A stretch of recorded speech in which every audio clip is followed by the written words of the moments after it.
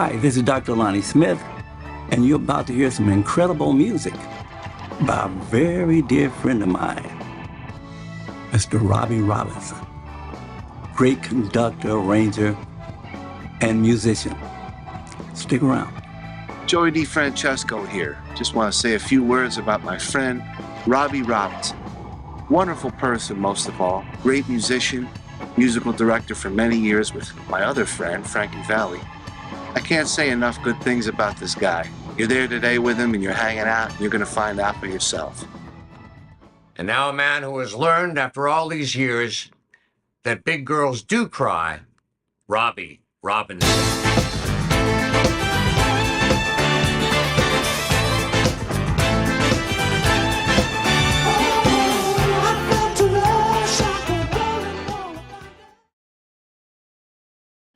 Hello, all you jammers, and welcome to our Baseball Organist Roundtable tonight on Jammin' Java. Here we are. This is kind of the all-star break for Major League Baseball, and so I knew that some of the organists would be available, and so I was able to round up, no pun intended, to create a roundtable here of baseball organists. First, let's start off by just seeing who is in the jam tonight, who is in the chat room. We got Bob Sneed. Hello, Bob Sneed. And my buddy from Litchfield. By the way, we have a St. Louis Cardinals organist tonight, is one of the three. And so for all of you Litchfield buddies of mine and friends of mine, I suspect most people in Litchfield tend to be Cardinals fans. And so it should be fun to have Mr. Jeremy Boyer. And we'll talk about that last name. Hello, Jennifer. Hello, Tom. Oh, flooding in New Jersey. Oh, Lord have mercy. Good evening, Anthony from San Diego. My buddy Steve Zemko. How are you, my friend? George Music for All Seasons. And Dominic is in the house. Pete Lausch is St. Louis. I suspect you might be a Cardinals fan, too. Jeremy Boyer in the house tonight. Hello, Lynette. From the Jersey Shore, we are going to be in the Jersey. Well, we're going to be in Atlantic City, New Jersey this Saturday night. And hello, Dominic from Long Island. Yes, Senior BS. The Giants series didn't work out the way that you wanted it to. I'm sorry, brother. We needed a win. If we had lost that last game, oh man, it was an exciting game. Hello, Shar. Hello, Myrna. Hello, Richard. All right, let's get this show on the road because go Reds. Reds. By the way, we are one of the shows we're going to be having sometime in the near future is our friend, the Cincinnati Reds announcer Marty Brenneman is getting a statue at Great American Ballpark in Cincinnati. My buddy Paul Cartier is going to be on the show in just a little bit. So let's start off with a word of prayer like we always do. We have our resident pastor, Chuck Pearson. Take it away, Pastor Chuck. Thank you, Robbie. Good evening, everyone. Hope you've had a really great weekend. My wife and I got in late last night, came home from Colorado, celebrated the wedding of one of our grandnieces, had a bit of a family reunion, as we seem to do those things. We have 3 weddings scheduled for this summer. Now we got 2 done, got 1 more left in August. One of the readings for yesterday was from the book of Colossians, chapter 2, beginning there in verses 1 through 14, but I just want to share verses 11 through 14 with you. Walk in a manner worthy of the Lord, fully pleasing to him, bearing fruit in every good work and increasing in knowledge of God, being strengthened with all power according to his glorious might, for all endurance and patience with joy, giving thanks to the Father who has qualified you to share in the inheritance of the saints in light. He has delivered us from the domain of darkness and transferred us to the kingdom of his beloved Son, in whom we have redemption, the forgiveness of sins. I'm not sure how many of us consciously try to live each day by walking in a manner worthy of the Lord. I don't think we say to ourselves, well, gee, I'm going to go outside and try and do anything and everything that just is unworthy of Jesus. But what happens is we get weighed down by the difficulties and struggles of life. We also have unexpected things that happen that we're not prepared to deal with. And let's face it, we get tired emotionally and we struggle as physically. And sometimes a word or a thought slips out and we've said something that is just completely contrary to our relationship to Jesus. If we want to, we can find all kinds of things that we have done in our memory that are contrary to the calling of Christ, and we can absolutely convince ourselves that we are in no way, shape, or form deserving of the grace and mercy that God has showered down upon us. And that's completely accurate. We aren't, as far as it goes. None of us is worthy of the grace of God. There is nothing we have ever done or ever will do that is deserving of his grace, that is pleasing to him in such a way that by that we have received his grace, or should receive his grace and mercy. But that's not what St. Paul says to us. He goes on reminding us, giving thanks to the Father who has qualified you to share in the inheritance of the saints in light. He has delivered us from the domain of darkness and transferred us to the kingdom of his beloved Son, in whom we have redemption, the forgiveness of sins. St. Paul gives us a reason to rejoice. He reminds us that it is God himself who qualifies you and qualifies me and qualified St. Paul to share in the inheritance of the saints. Not because we're such wonderful people, not because we've done so many things that please him and are consistent in bearing good fruit in every good work. It is God himself who has delivered us from the domain of darkness and transferred us into the kingdom of his beloved Son. He did this by creating faith in our hearts and leading us to our Savior, through whom we have redemption and the forgiveness of sin. So it's not about you, it's not about me, but it's about Jesus. It's about his life, his death, his resurrection.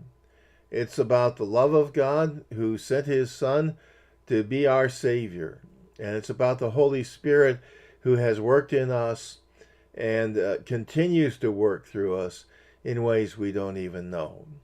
And for all of this, we have an abundance of reasons to give thanks to the Father. Let's pray. Father in heaven, if we look deeply into our lives, we find ample reasons to doubt our relationship to you. At best, we are weak servants, thinking only of our own needs and wants, and forgetting our brothers and sisters in Christ. We also seek to walk our own paths, not even considering walking in a way that is worthy of our Lord Jesus. Father, help us to turn our eyes from ourselves toward you, and help us to find opportunities to bear fruit in every good work. And help us, through study of your word, to increase in our knowledge of you. Thank you for transferring us from the kingdom of darkness and into the kingdom of your light. Thank you for the gift of faith by which we are cleansed and adopted and presented to you as your precious children. Thank you for the forgiveness of sins and the redemption that is ours through the gift of faith that you have created within us. Hear our prayers this evening for those for whom we are concerned. You know what is on our hearts, Father. Strengthen our faith, and may we do all we can to please you. In Jesus' name, amen. So back to you, Robbie. Have a great evening, everyone, and God bless. Thank you, Pastor Chuck, for those good words. We are going to start. I always start with one song. This is a song that I wrote with Andrea Hammond, and we wrote this as a tribute to the late, great Vin Skully, and it starts off with words that he spoke his very last game that he, when he was the announcer for the Dodgers, and it goes like this. It's called, where did it go? Oh, Lord. It is called May God Give You. It's an old Irish blessing, actually. Check this out. May God give you for every storm a rainbow, for every tear a smile, for every care a promise, and a blessing in each trial. For every problem life seems a faithful friend to share, for every sigh a sweet song, and an answer for each prayer. May God give you an answer for each prayer. May the Lord show you He's real and really there. We bow before the Lord and hope His love He will share. May God give you an answer for each prayer.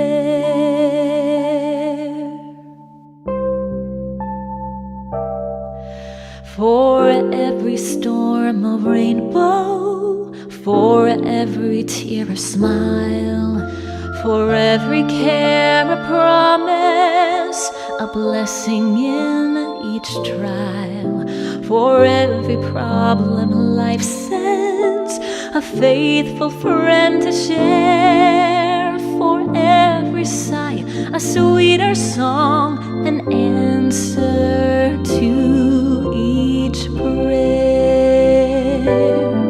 And may God give you an answer for each prayer. May the Lord show you He's real and really there.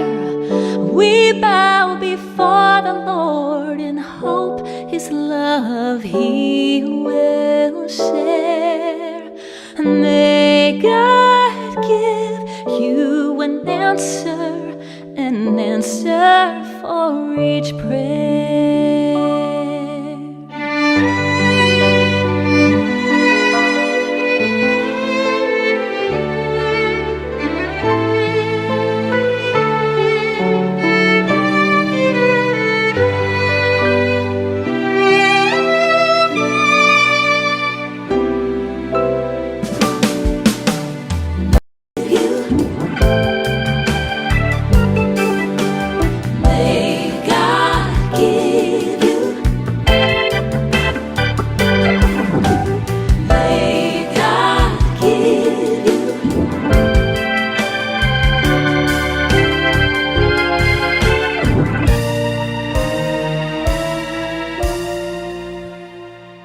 May God give you an answer for each prayer.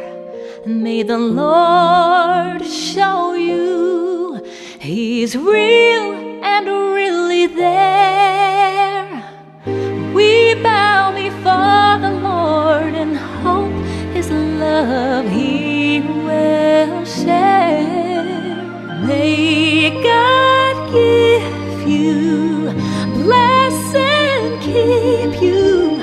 May God give you an answer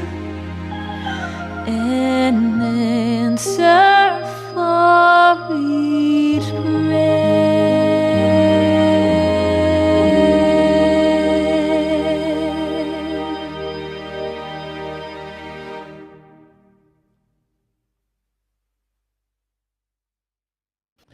Amen, amen, amen. That, of course, is our tribute to the incredible Vin Scully, who we lost a few years ago, who was the GOAT of baseball announcers and a big hero of mine.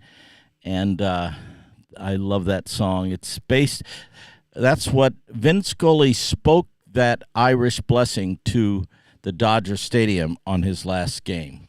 Just an amazing, amazing guy who inspired so many people in baseball.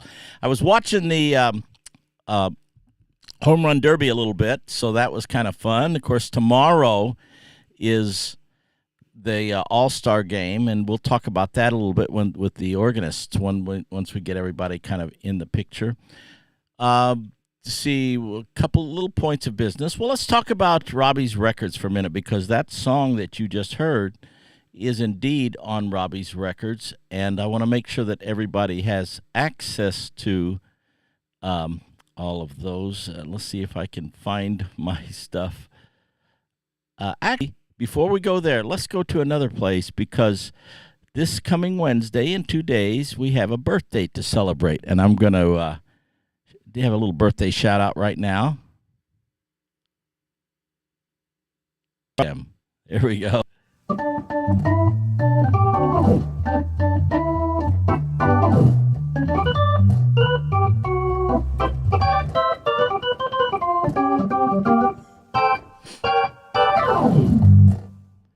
There is my pastor, Pastor Robert Lyon Barker, pastor of Trinity Lutheran Church, where I'm the minister of music, and that's us at a Dodger game, of course. And You can hear our services every Sunday morning, 9 a.m., streamed live, and we also have another service at 10:30. So, Pastor Robert Lionbarker, birthday blessings to you.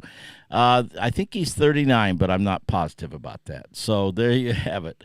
Now, this week, we are going on the road again, and we are going to the East Coast. So on Friday night, we are playing, well, let's see here. If I can find the right button here. Here, we're going on tour with Frankie Valli and the Four Seasons, of course. Boy, this thing is being very slow in terms of responsive. I hope you're getting everything out there. Friday, July 18th, Shelbyville, Delaware. So that's going to be kind of a Freeman Arts Pavilion. Saturday night, back to old familiar stomping grounds for us, Atlantic City, New Jersey. We're playing the Hard Rock Casino in Atlantic City. It's a great venue if anybody's anywhere close like that. And then Sunday, July 20th, Pittsburgh, Pennsylvania, Heinz Hall, which is a great classical hall. And so that is absolutely cool, and I'm looking forward to seeing. Oh, Dominic's going to be there. Hey, Dominic, let's make sure that we connect when you're there, brother. And Bob Steed says happy birthday to Pastor Barker. So that's all kind of cool stuff. Let's see here now if I've got Robbies Records. That's what I wanted to throw out here at you. We're over 12 million views on YouTube right now. Thank you, everybody who's been great, so supportive of all that stuff. And things are rocking, things are rolling. If you haven't checked out our YouTube channel, there's all kinds of really cool videos. And we even have a baseball songs playlist. And as you know, I love baseball, and I have a lot of music and also some video interviews and different kinds of things that are on Robbies Records on that. So that's definitely worth checking out here. Let's see what else we got. Total views. Yeah, go over here. It's let's see here. We've got your channel is over 12,326,000, and you can see kind of when we started, right in the middle there of February 2023. So just over a couple years here, and it's been rocking and rolling, which is really kind of cool. So over 12 million. Go check us out. Let's see. I've got a little. Well, let's do another song here. You know, one of the things that I really had fun doing, a couple weeks ago, we went to Dodger Stadium and saw the great Clayton Kershaw do his 3,000 strikeout. Here's a little video that depicts that. I'll show you a little short burst of it. Great Clayton Kershaw do his 3,000 strikeout. Here's a little video that depicts that. I'll show you a little short burst of it. Check it out.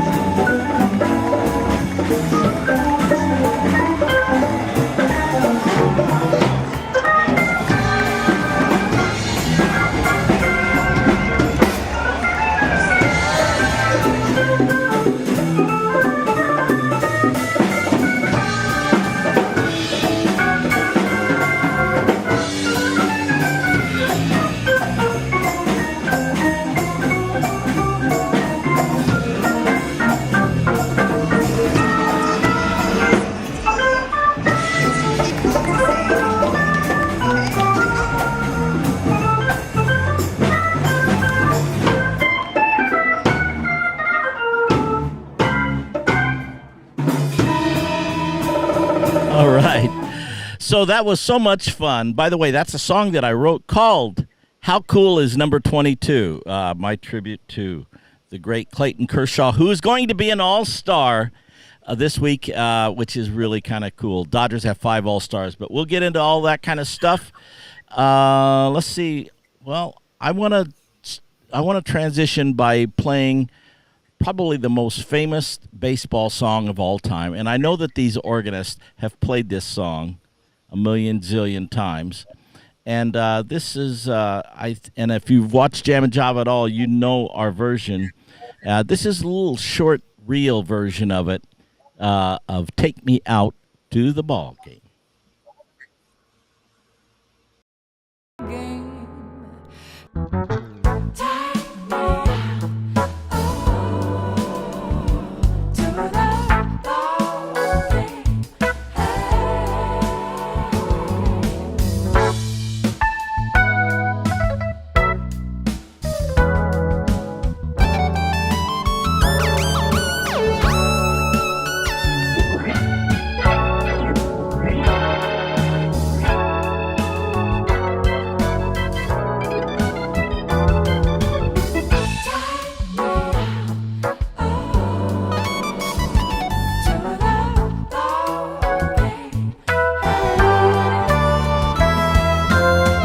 Take me out to the ball game. Take me out to the crowd. For it's 1, 2, 3 stacks around at the old ball game.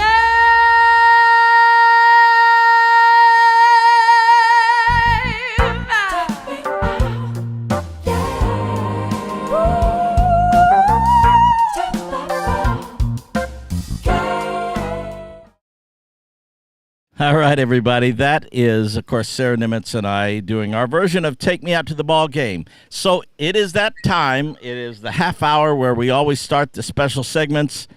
And we're going to start off. I want to introduce to you my dear buddy, my good friend, one of the great organists in the world. And he has been the organist for the New York Yankees, I should say, forever and ever. His name is Paul Cartier. Put your hands together. Let's see if I can bring him in here to the show. Paul, are you there? There you are. I'm here. Hey, Robbie, brother. Hey, and I know you're in Atlantic City. You texted me you were going to go check out that cool organ, that theater organ in Atlantic City, right? Or pipe organ it is. Doing that on Wednesday, seeing the tour, and then there'll be a concert. And I'm going to see you on Saturday. Yes, sir. So we have that way. We have a couple more of your colleagues in here. So let's bring in the next guy, and this would be the organist for the St. Louis Cardinals, Mr. Jeremy Boyer. Let's see where Jeremy's there. Oh, that's not Jeremy. Sorry. There he is. How you guys doing? Good. Same colors, I guess. But hey, Jeremy. Welcome to Jammin' Java. Thanks for coming on, brother. Hey, thanks for having me. And you just saw a sneak peek, so might as well bring him back on. Mr. Josh Cantor from the Boston Red Sox. There he is. Hi, guys. So do you guys all know each other? Yeah, I've met Josh. Uh-huh. We did ESPN Sports Center had one of us, depending on who didn't have to play opening day, and we'd bring the keyboard into the studio and make Sports Center sound like the ballpark for the day. On opening day, cool. We did that for several years. And Jeremy, I know, I guess we started through the blues, and there was an online organist group for, I guess we started with hockey, right? And then we brought in, started letting the MLB guys get in. And Yeah. We're one of a couple, I guess, that do both. Well, thank you guys all for coming on. So you had a game last night, Jeremy. Tell us about that game. Or yesterday, Cardinals didn't you? came back to win yesterday, but I think they're ready for the All-Star break. They've had a good season. I think better than what they were expecting to have this season. And but a few days off be good. Get the pitching rotation set up again. But yeah. I can relate because the Dodgers we had a 7-game losing streak, which is not good for the Dodgers. They won the last 2 games, and they won the last one in extra innings, so that was kind of exciting too. By the way, Jeremy, of course, St. Louis Cardinals, and I'm from Litchfield, Illinois, and we have a lot of people who watch this show from that part of the country. And where I come from, Unless you're a rare bird like me, you're a Cardinal fan. So good to have you on board, brother. Thank you. And Josh, so now, did you have a game yesterday too, Josh? Oh, is Josh frozen? Looks like it. Looks like it. Let's see. Maybe, okay, Josh, maybe if you should come back on.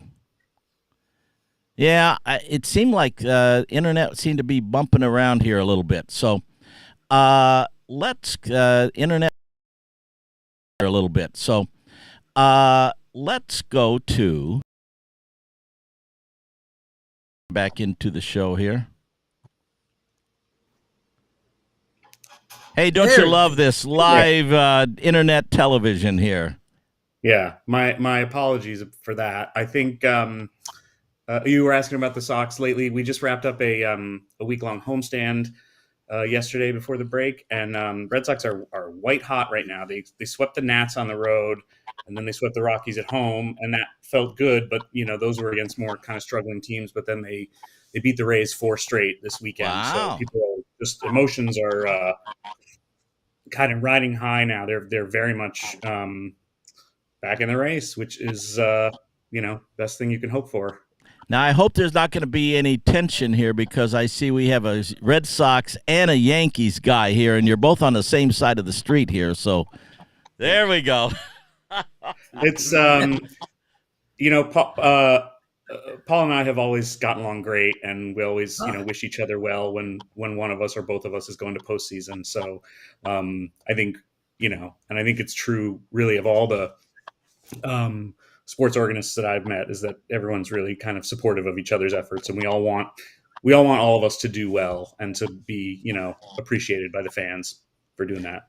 I love it. Absolutely. Baseball is that thing. One of the things about baseball that I love is the fact that you can root for the home team, root for your team, and you can argue and you can with your buddies and stuff, which I do all the time on the road with my friends who have other allegiances. But that's part of the beauty of baseball.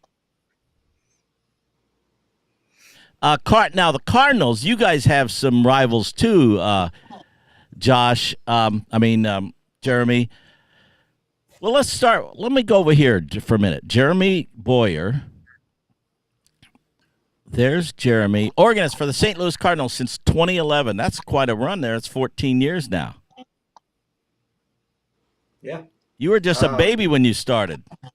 Ha! Not hardly, but it's been a good run. I've had some good times over those years, and met Josh's Red Sox in 2013. We didn't prevail then, which was all right. We still made it to the World Series that year, but we did get Boston in 2019 with the St. Louis Blues, so I'll take that as kind of evening out.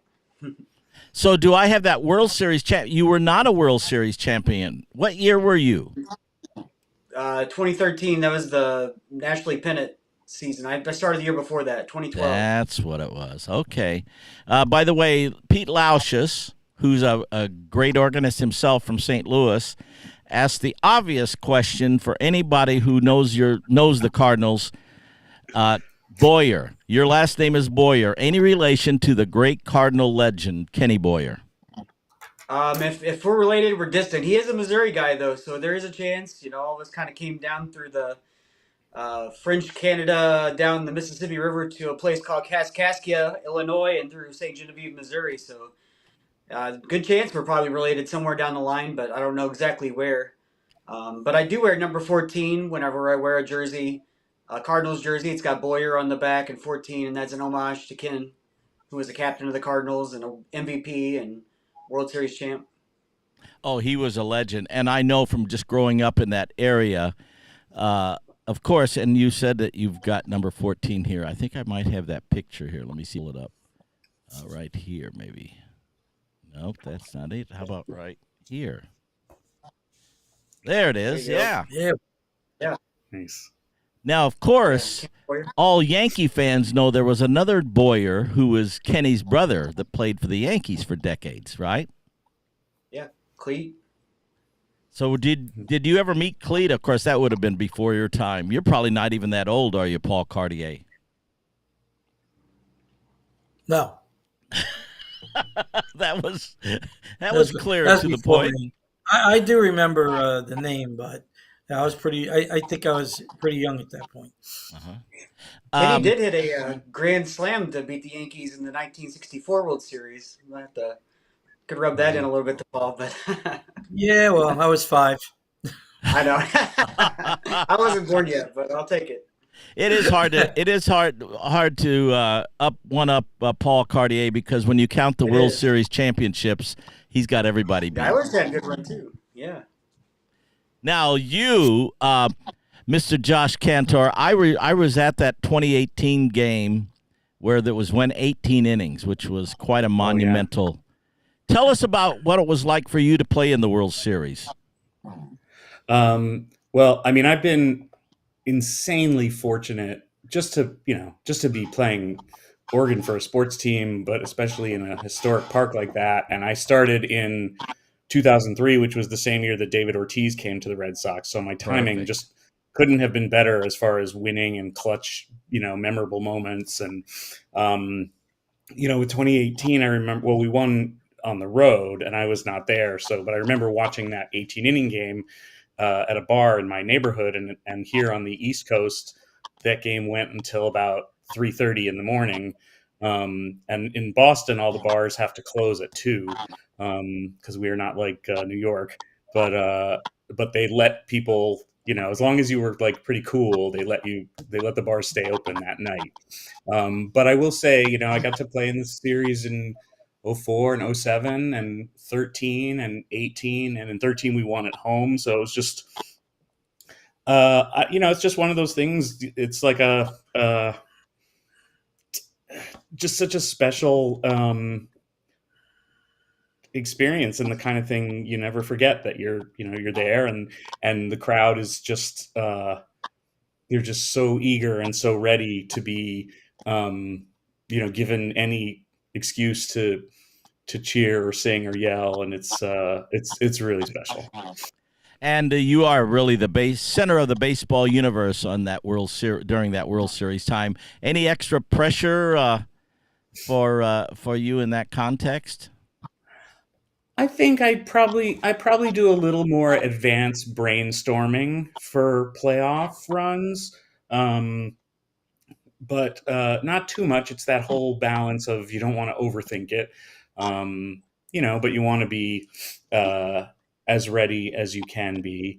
And Paul and Jeremy will tell you in their experience, I'm sure as well, that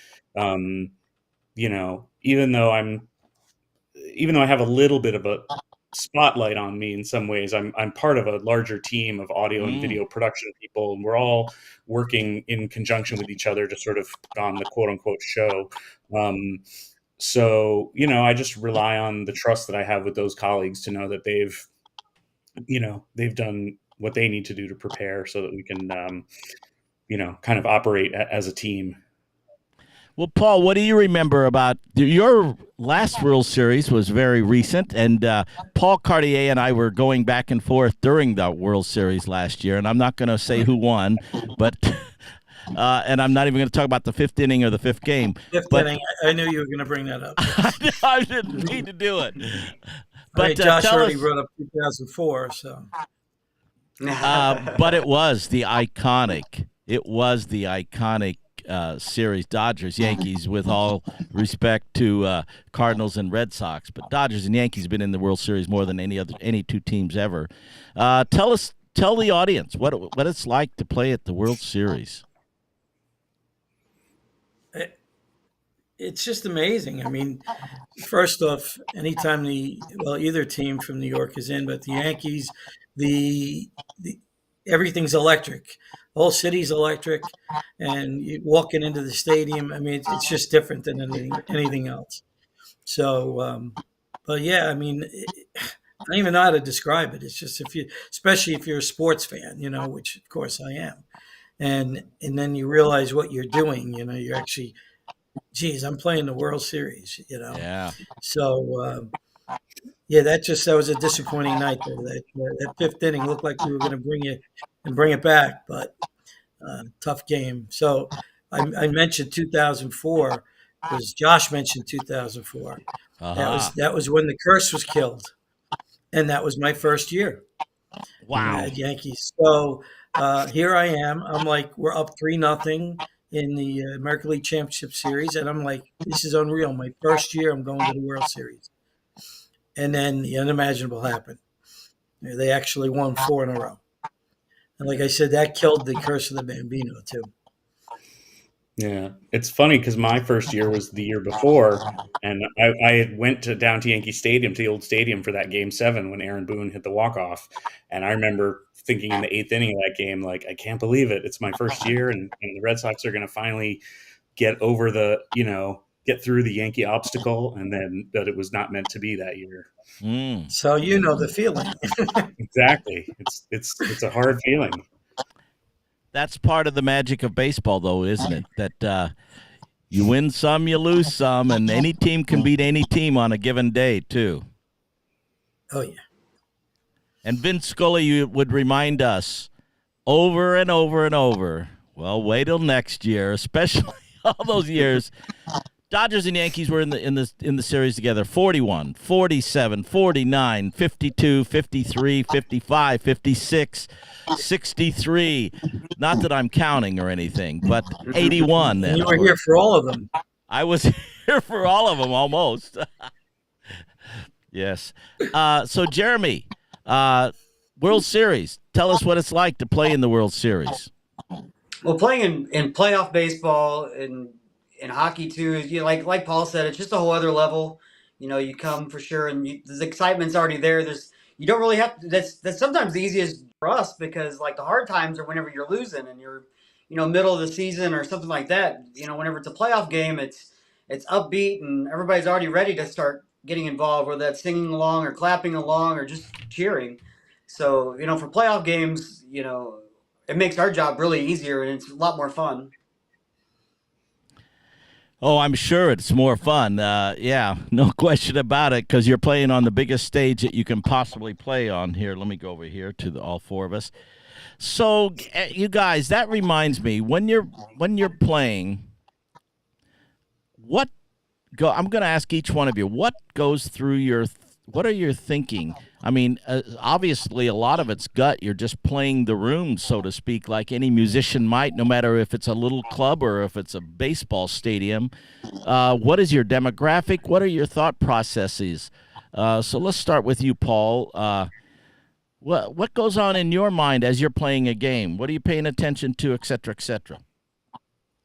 Well, it's funny, and I think I may have mentioned this before. Like Eddie Layton was before me. There was no DJ. There was no other music.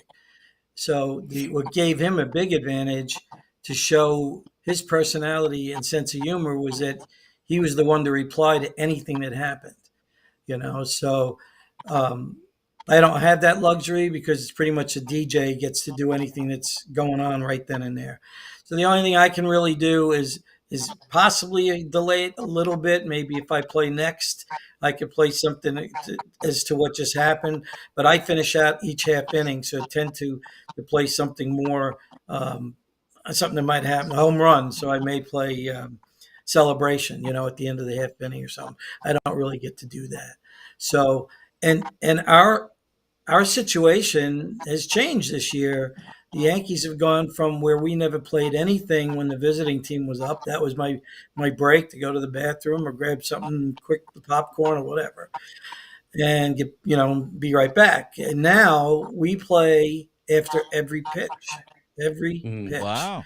whether it's a visitor or the home team up. And what I find ironic about that is now we do this with a pitch clock. Yeah. When we had the time, that would have been even more fun.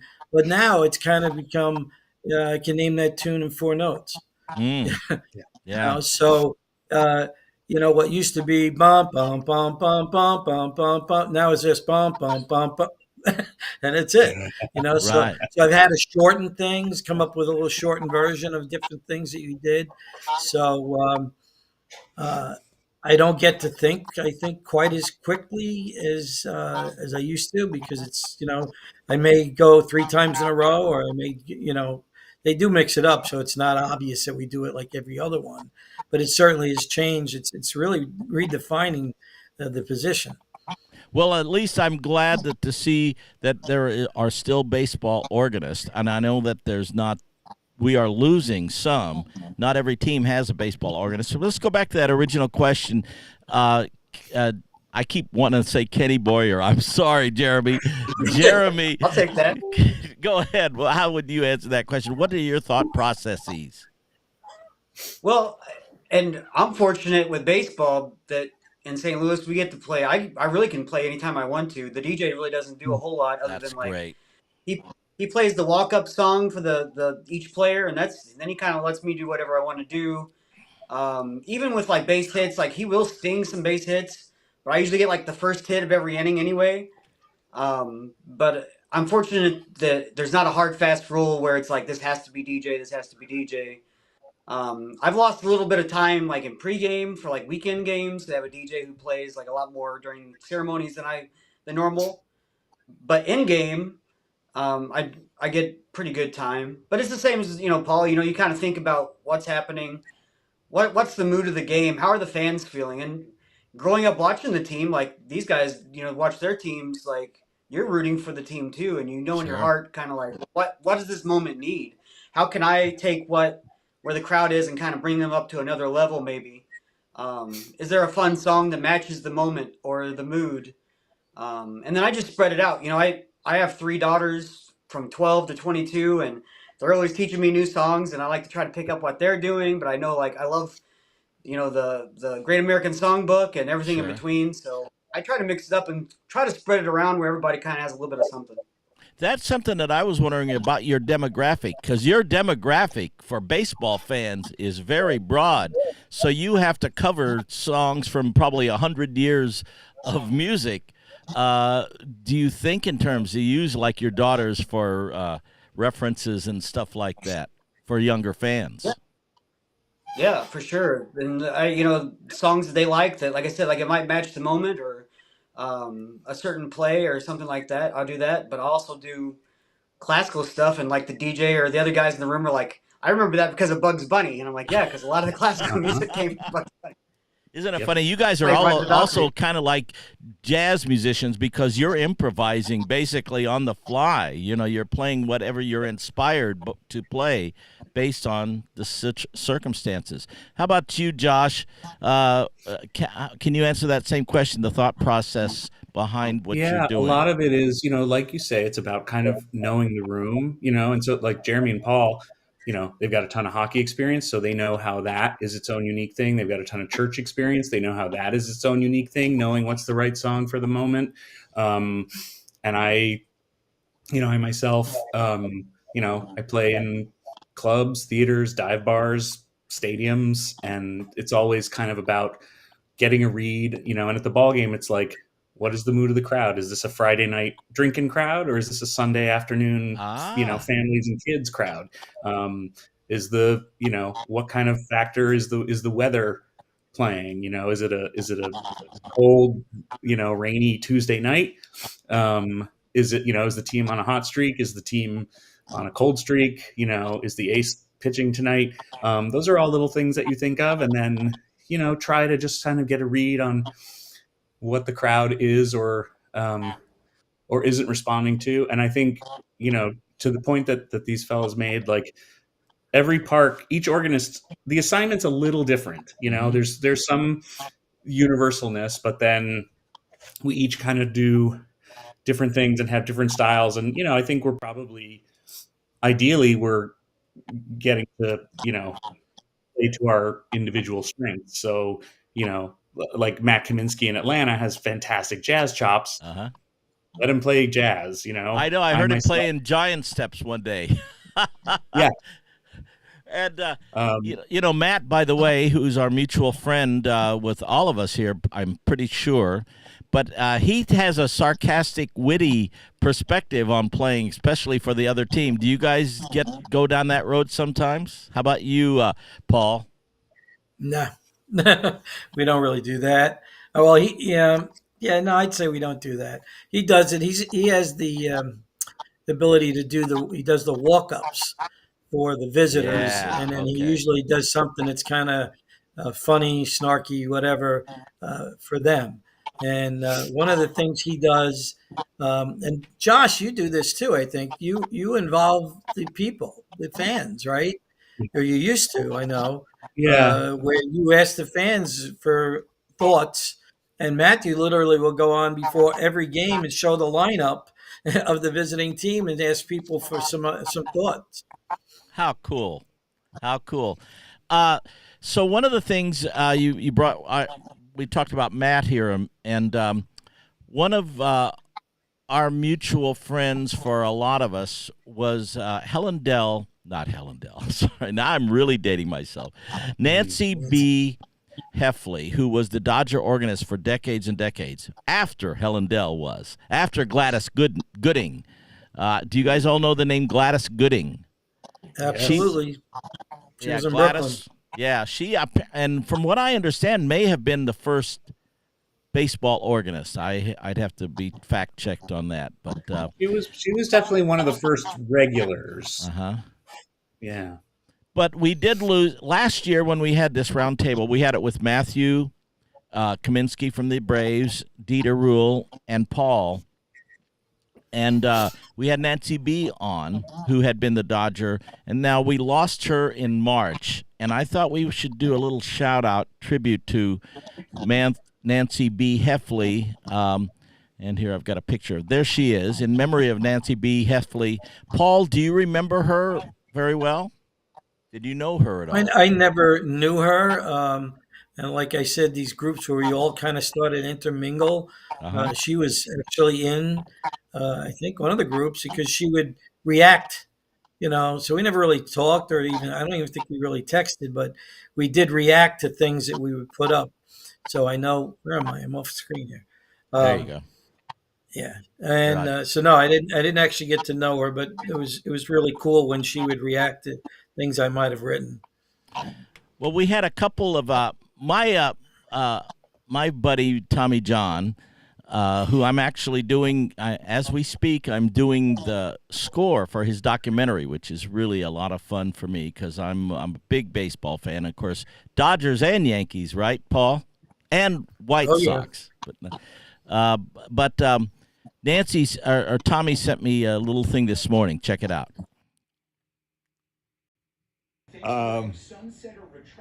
Happy day to Nancy B. Heley.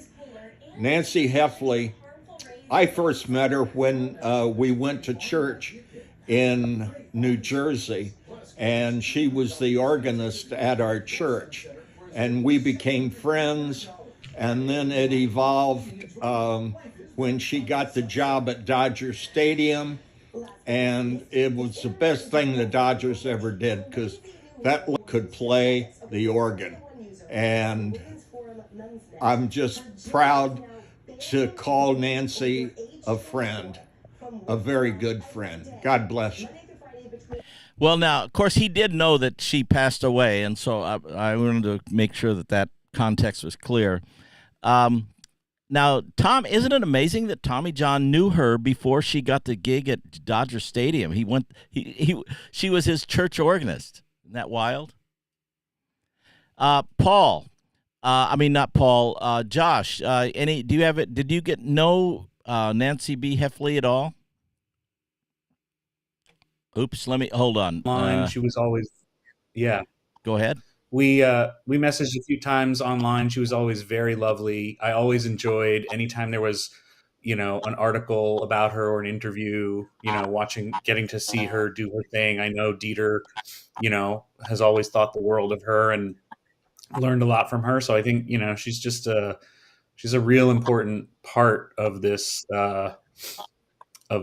tradition that we get to be a part of. And she, Dodger Stadium, historic park that so many people have, meaningful memories from having gone there. So, yeah. And, interestingly enough, Nancy, well, you mentioned something about you guys have a small little club. I mean, there's 30 of you. No, not even. There's less than 30 of you guys right now, and in the history of the game, there's not that many baseball organists. So it's a small little clique that you guys have. Hence, you would know each other. And I think, and it's been nice to be able to have, our online discussions. They go through, periods. Sometimes it'll be real active for a little while and then it'll be dormant for a while, but it's just nice to know that those folks are there and we can check in with each other and share tips and tricks or ask for tips and tricks. I remember coming in and being one of the new people and trying to absorb everything. And now I feel like I'm one of the old people, who's sort of dispensing the wisdom. Well, I talked to Matt today, as a matter of fact. Well, let's go to Matt here a second. Check this out. Hi, I'm Matthew Kaminsky. I'm the Atlanta Braves organist. And even though I never met Nancy in person, I've always felt a kinship to her. Don Sutton was our radio broadcaster for many years at the Braves, and of course he played for the LA Dodgers. And he used to tell me how much my playing reminded me of Nancy's playing, and that was always a huge compliment whenever he said that to me. And then throughout the years, I got to know Nancy just through social media. I actually sent her a record of Shea Torrent because I knew that she knew Shea, and I had come across one in a local thrift store, so I sent her one of his records, and she used to comment on my posts a lot. So kind of consider her the godmother of us baseball organists, but she'll certainly be missed, and there's not enough words to say about Nancy B. Heley.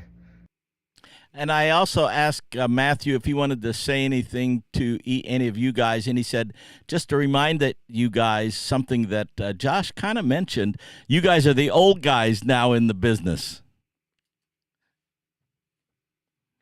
Now we have let me go back over to this other scene here. I have a picture. Well, I actually, Dita Rule, who's the current organist for the Dodgers, sent in this little tribute to Nancy B. Here, let me get it up on the screen. Dita says, deeply saddened at the passing of Nancy B. Heley, proud to have known her, learned from her, and to have followed in her footsteps. Grateful for our friendship. I think of her legacy every time I'm at the stadium. She was the master of the house. Rest in peace, Nancy B. Heley, and that's from Dita Rule, organist for the Los Angeles Dodgers. And he also wanted to make sure to say hey to all you guys because obviously you guys all know each other. Here are a couple more pictures of Nancy B. There she. Well, that's that original picture here. We'll go over here. I had a chance to meet her on a couple occasions, which is always fun for me, being a big baseball fan and fan of the organist. One of the things you guys may want to comment on this: organists play in front of more people than most organists do in any rock and roll band, no matter if you're the Rolling Stones or whoever it is. So can you talk to that, maybe, Jeremy? Think of all the millions and millions of people you're playing to, especially when you consider the TV audience. I joked I went to a Green Day concert once here in St. Louis, and there's probably 10,000 people there, maybe something like that. And I was thinking, I play Green Day in front of more people than Green Day does. Right. It is amazing. And you guys also, another thing similar to baseball announcers, and this is fascinating to me, because you develop a rapport. And especially I listen to practically every Dodger game. And so you develop a rapport with the announcers, and they become your friends. And you develop that same rapport with the organist because they become your friends because you're listening and relating to their music on a one-on-one basis almost. And that's how I am with Dieter. Can you speak to that at all, Josh? How your fans and your friends that you create from just doing what you do? Yeah, well, it reminds me particularly of something with Nancy B. Late, and maybe you guys remember this, late in her career, the Dodgers sort of made like an awkward attempt to kind of push her out gracefully, like a few years before she retired. Mm-hmm. And, she just commented on it publicly to sort of say like, well, this is disappointing. And, countless Dodger fans and baseball fans and music fans, lit up the switchboards or the social media or whatever, contacting the Dodgers to say, don't do this. She is a treasure. You need to keep her and you need to involve her and keep her going as long as she wants to do it. That was, I think, for those of us who do this, it was extremely heartwarming to see a fan response like that. Yeah. Because, we all, we operate in a certain way, and maybe we get to know some regular fans at the games, or, I'm active on social media, interacting with fans and taking song requests from them. And I get to know folks in that context. It is, it's nice to make those connections. I'm in a sort of semi-public area of the ballpark, and I think Paul is also.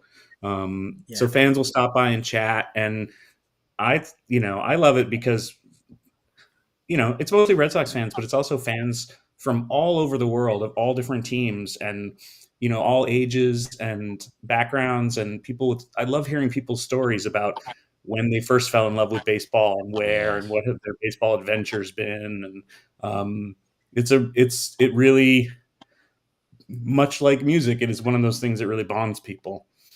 Here's another Dodger legend who sent me a video today here and about Nancy B. Heley. The mistress of music for the Dodgers for 30 or 40 years, Nancy B. I more or less grew up with her. When I first came up in the 70s and the 80s, spending 15 years in LA, she always seemed to capture the moment. The melody and the music to the moment was something that she truly was a Hall of Famer, so to speak. So again, to everybody, Nancy B. was an integral part of the Dodger organization and for all the fans. She made lots of memories with her music. God bless. So of course, that was Steve Garvey, who is a Dodger legend, and he made the point that jumped out at me. Baseball players, all these guys out there, develop a relationship and a rapport and with each one of you guys based on when you're playing, because you're playing for them for hours a day. Can you speak to that all, Paul Cartier, as far as the Yankees? And you have all these great stars that you've had from Jeter through Judge. Any relationship that you can talk about there? No, not really, because we're, from the day you come in, you're told you're not supposed to fraternize with the players. So wow. I've never even tried to go downstairs. Have you? Let me interrupt you. Let me interrupt you a second. Josh and Jeremy, do you guys have that same kind of restriction, not fraternizing with the players?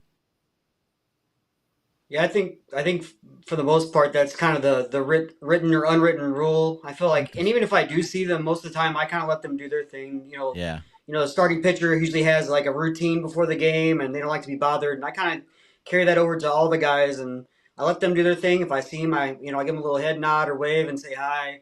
If they approach me, I'll talk to them. But otherwise, I let them do their thing. Well, they obviously all know who you are, right, Josh? Because they're listening to you all day. I think they hear it, and maybe they are. I don't know if they're paying attention. When my giant head shows up on the jumbotron playing "Take Me Out to the Ball Game" during the 7th inning stretch.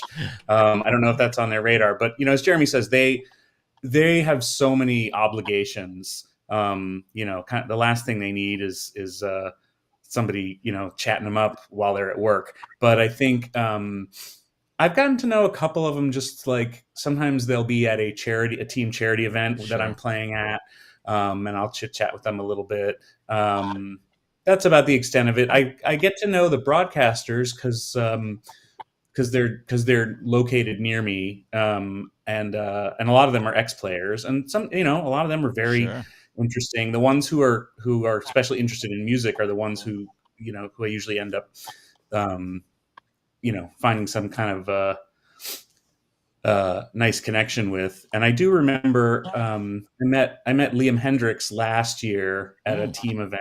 It was one of our relief pitchers, and I was introduced to him, and he said, and he was telling me, we used to, when I was with Oakland, I had a teammate, I can't remember now who it was. He said, and we used to always play Name That Tune in in pregame when we were just doing our warm-ups and listening to the organist play at whatever park we were at, and we would try to play Name That Tune with each other.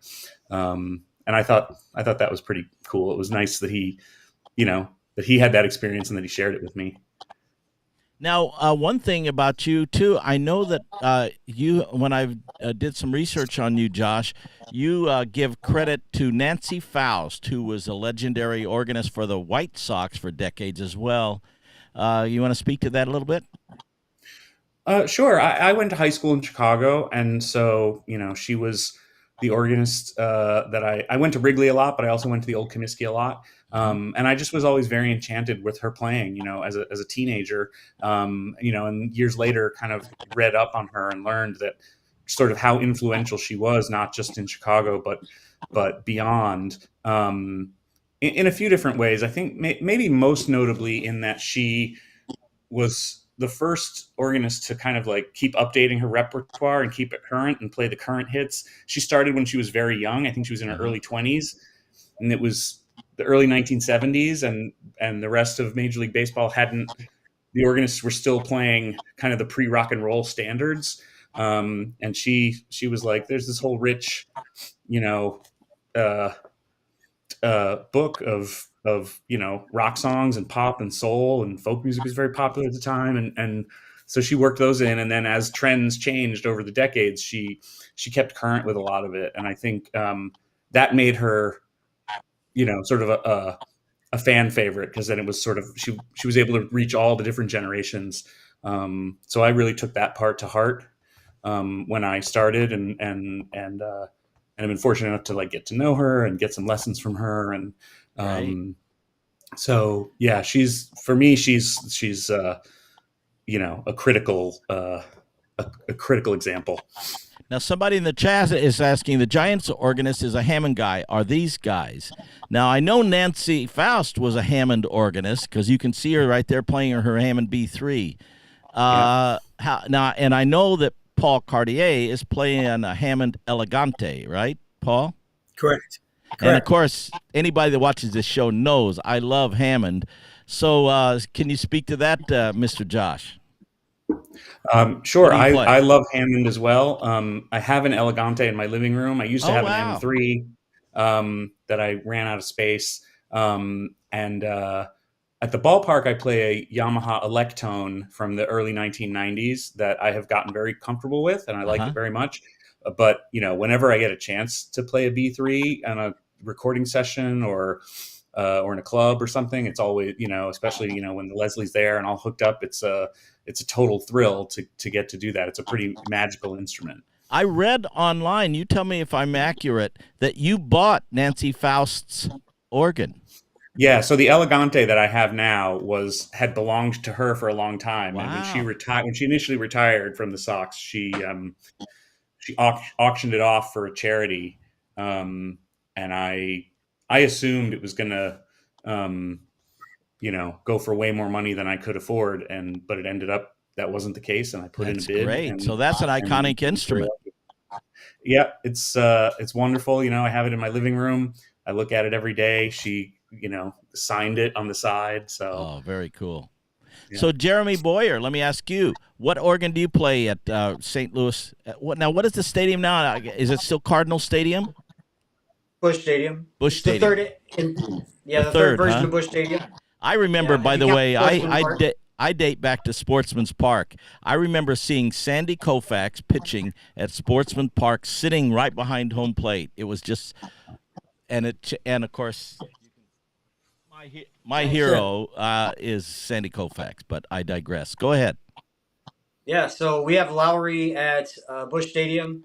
Actually started out at the beginning of when I first started playing with the Cardinals with Ernie Hayes, who was my predecessor, both at Blues and Cardinals. We had the Yamaha Electone as well. We had the AR100, and I think at Old Busch Stadium we had the AR80. So we had Yamaha for a long time. I love those instruments. I love the pop that I could pull out of it.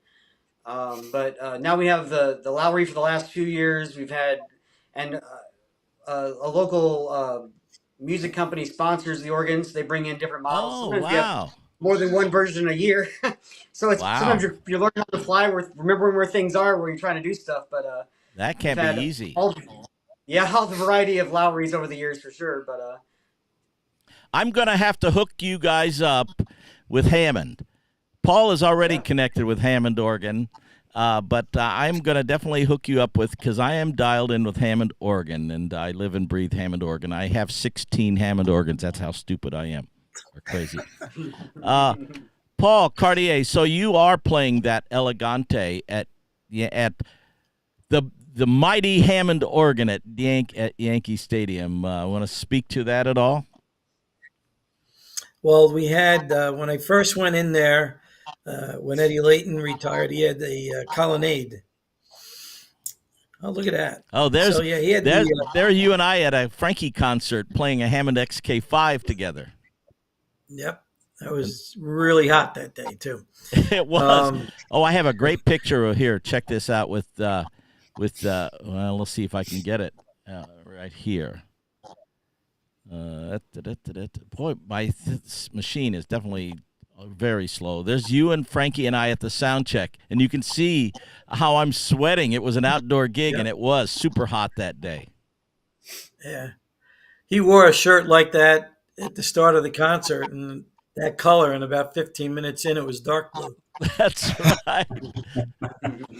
That's right. But getting back to that, he had a colonnade, and at the start of each season, the technician would come in, and and I had actually heard the year before, because we were using the headset for the organ in the old stadium.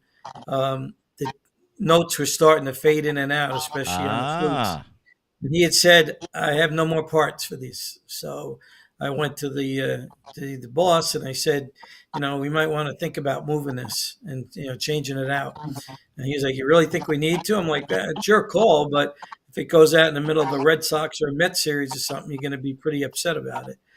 So they agreed that wasn't a bad idea. I went down to spring training, and even to this day, it's probably about one of the few places you can still find organ stores. And I went in, and the guy had a few Hammond Elegantes. I sat down and played, and I got him in touch with the Yankees and set it up, and we brought in the Elegante, who came in from Florida. I love it.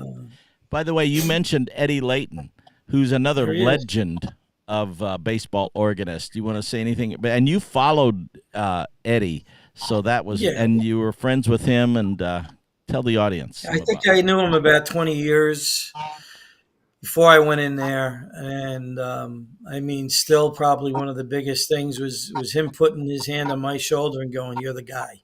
Oh, that's great. At the audition, which was very fast paced. Play Happy Birthday, play the American anthem, play the Canadian anthem. You get a few notes and do this, and that was it. So that was still a favorite. And he worked for the Islanders some there too, so I got to meet him over there. But great guy. Shame he had to leave, but he had gotten sick, so he didn't want anything happening during the season. You told me this story, and I think you sharing with the audience. You also rode to the ballpark for years and years with another Yankee legend. Can you share that with the audience? Well, yeah, that's still the highlight. And I tell people that is, I ended up driving in the legendary Bob Shepard, the PA announcer, 57 years. Amazing. I never knew he lived 2 miles from me. And so he started working in the ballpark, and and it's funny because he had his own driver, and that guy was like 80 years old. And they approached me and said, since you live near us, why don't we carpool? So we started to do that, and we were pretty much doing every other day until the one night the 80-year-old guy was doing about 85 on the highway and scared the hell out of me. And I said, "You know what? I'll drive. That's good." And the funny thing is, I don't even think they realized I was driving his driver. He was coming in too. So that was, but he had been a retired sports writer, or actually an editor for all the Post and the Times, and so he just wanted to be at the ballpark. So anyway, if you go on YouTube and you put my name in with Bob Shepard, the local news channel on Long Island did a story on us. By the way, the only time he ever sat in the back seat of my car, because they put a cameraman in the front passenger seat, and we had discussions as we did that. I mean, I'm sitting there, driving this guy in, and I'm like, if they auctioned this off, the money they could get for somebody to drive him in, if they did like put it on eBay or something, and the most humble man, Catholic church every day. He'd do the readings. Could you imagine that? I never got to hear that though. Oh, can you imagine what that would sound like? According to Matthew. So, and I mean, it's an honor to play at his funeral. He died at 99. His last game he did for the Yankees was 97 years old. And he was totally there. It was just his body finally had given out. And even that was a story, because the guy who lived next door to him and ended up doing a lot of stuff for him and his wife was the local church organist there. So I was like, I would have normally just asked to do the funeral, but I was like, I can't do that, Bob. I mean, skipping the name for a minute, but he used to, I couldn't do that because he was his neighbor who did everything for him. So I went to the funeral. I sat upstairs with the organist, and right as we got to about the midway point, he goes, "Go ahead, you take it for the rest." So I was very grateful for that. But I know we kind of went off topic there, but Bob, just an unbelievable man. Always try to get him to tell me stories. Think of the stories this guy had. Oh, man. Being behind the microphone 57 years. And all he wanted to hear about was my air traffic job or being in the volunteer fire department. Very humble. He didn't... all I know is they also told me when I first got there, if you want to get out of the stadium quick, follow Bob. You guys all must have a plan for that, to get out of the stadium, right? How about you, Jeremy? He could move. Yeah. I park on the south side, and there's two streets you can go to. If one's busy, you can get on the other one. And the lot is actually right at a stoplight, like in the middle of an intersection, but there's no fourth way, so you can kind of make your own fourth way and get right out, and then you're right on the interstate, and I'm gone. And the St. Louis Stadium, for the audience, it's right downtown, and they've got a really cool section down there. How about you, Josh? And getting out of Fenway can't be easy either, huh? It's not ordinarily, except I'm lucky. I have a 30-minute walk, so I just walk. So to your house? It's easy in and out, and I have learned where a lot of the, I've learned where some of the secret tunnels and secret elevators go if I need to cut through a crowd quickly. Sometimes I'm racing out of there to get to a late gig at a club or something. Gosh. Well, listen, gentlemen, it is really an honor and a pleasure to have all of you on this. I could go on for hours with each of you because I know you all have stories. You all probably have books in you if you haven't written any already. Any books out there with you guys? Nothing yet, huh? Okay, start writing your book and share this because you all have a unique perspective on baseball that only you guys can have. I mean, it's an experience that is so rare, and you all have that in common. It's really been a pleasure to have each of you on the show. I wish you the best in terms of this season. May the best team win. Root for your home team. Of course, I hope it's the Dodgers, and who knows? We need some, those Red Sox, it's still stinging from 2018, so... But Cardinals, and the Cardinals beat us so many times, there's a lot of sting there, too, in the playoff games. Yeah. So, again, thanks, guys. Thank you, Jeremy Boyer, maybe related to the great Kenny Boyer, St. Louis Cardinals organist. Thank you, Josh Cantor, Red Sox organist. And thank you, Mr. Paul Cartier, organist for the New York Yankees. God's big blessings to each and every one of you. Thanks so much for sharing your expertise and your experience with us. Thanks. Thank you. Thank you. All right, everybody. See you guys. Thank you, guys. Oh, what a night. Let's go to a song here. That was so cool. This could have gone on forever and ever. I just love it. I love baseball. I love music, and all these guys are my heroes. Speaking of baseball, let's do another baseball-oriented song, and that would be something like, I think you might know this. Check it out.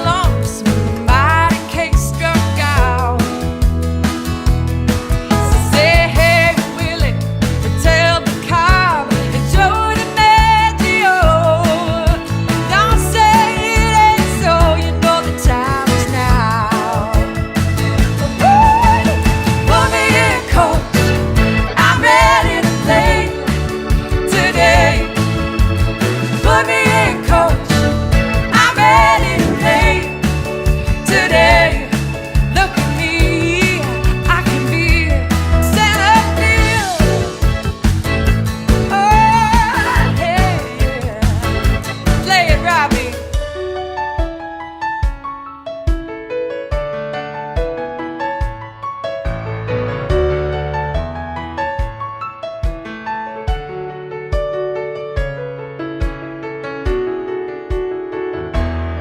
I got a beat up glove, a homemade bat, a brand new pair of shoes. You know, I think it's time to give this game a ride. Just to hit the ball and touch them all, a moment in the sun. It's gone and you can tell that one goodbye. Oh, put me in, coach, I'm ready to play today. Put me in, coach, I'm ready to play today. Look at me, I can be put me in, coach, I'm ready to play today. Oh, put me in, coach, I'm ready to play today. Look at me, I can be center field.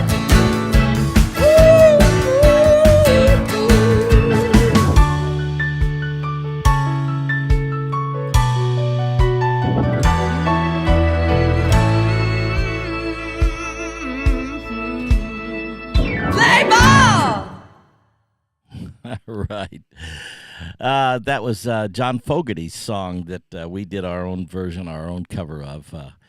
And by the way, all that stuff's on Robbies Records. Now, one thing before we go, I want to make sure to connect you guys. Our buddy, Vinny Martell, has got some gigs this weekend in the New York area.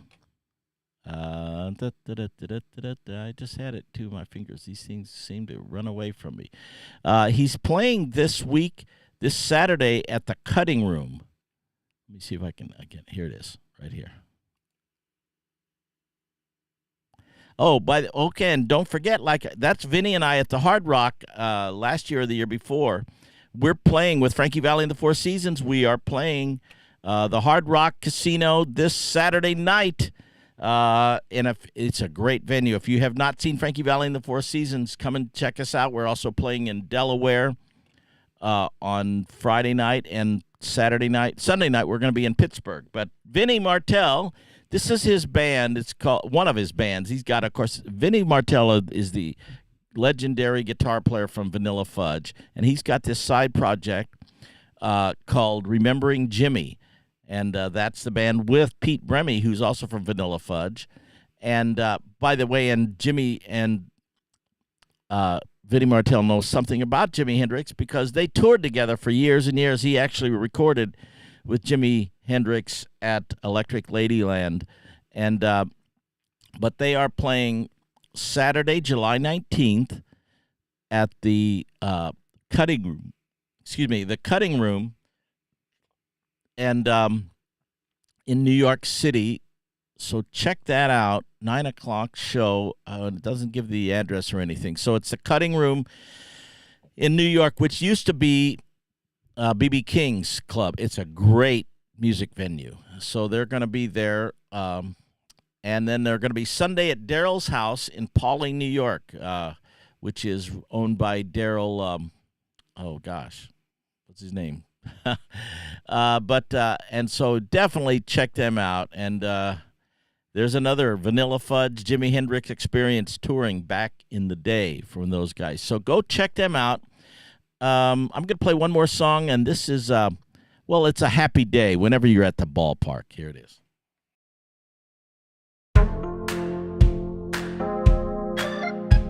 Hey. Happy day. Hey.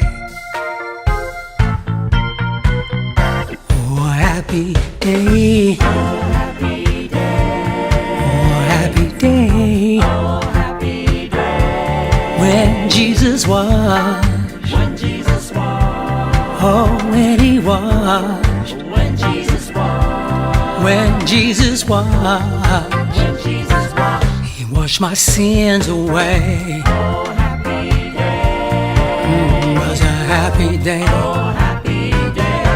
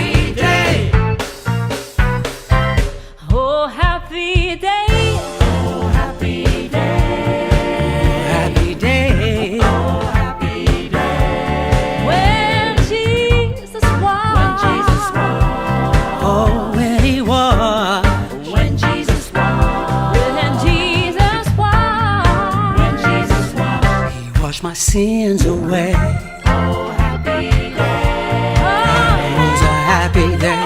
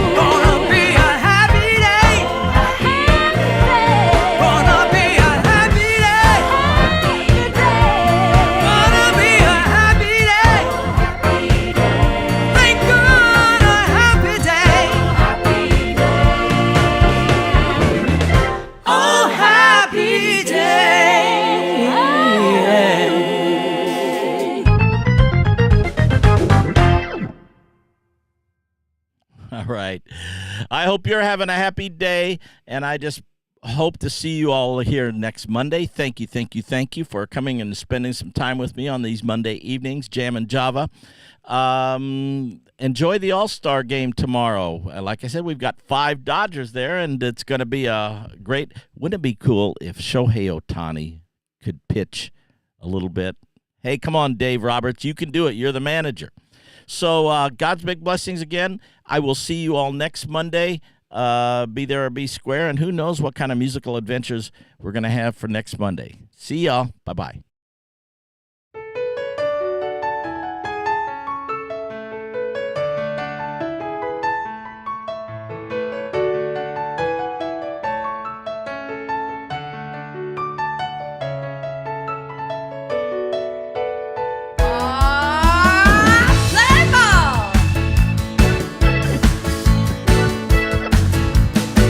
Well, beat the drum and hold the phone. The sun came out.